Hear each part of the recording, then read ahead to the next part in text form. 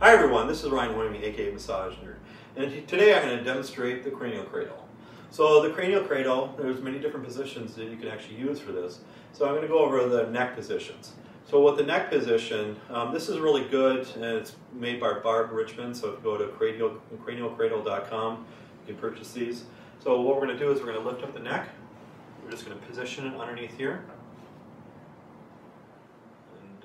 And the client might have to position their neck just right, just to make sure that it's feeling comfortable.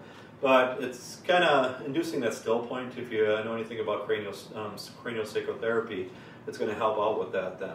So this is one position for this. Another position, we're just going to have the like this.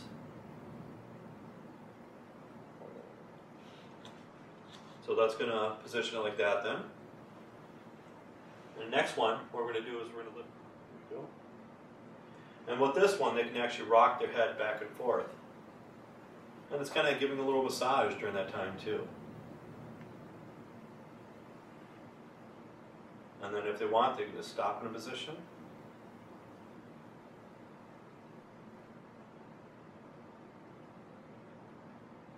Okay.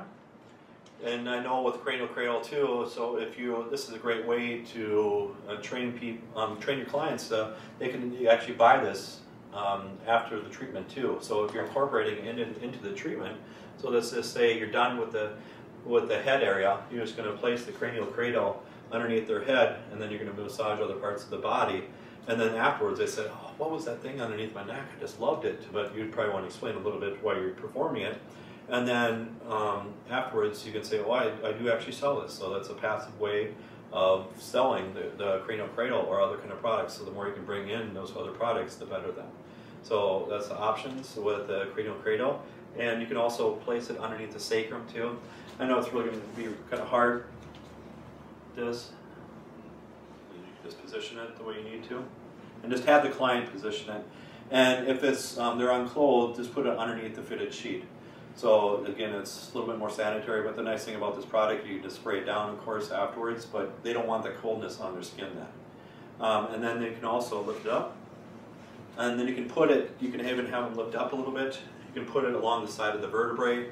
So this isn't necessary craniosacral hold or anything, but it's actually performing kind of trigger point therapy in a way.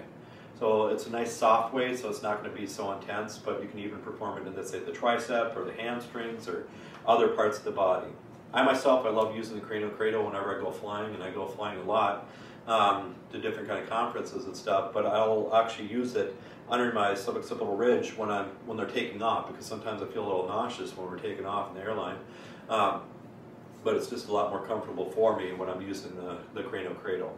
So again, it's a product that I use, and we even bought tons of them for school. So where we're using them is during our craniosacral therapy class, and even for regular clients. So they're just putting them in there, and then the thing is, more likely it's going to help with your revenue down the long run. So it's, again, it's more of a passive sell for those kind of things.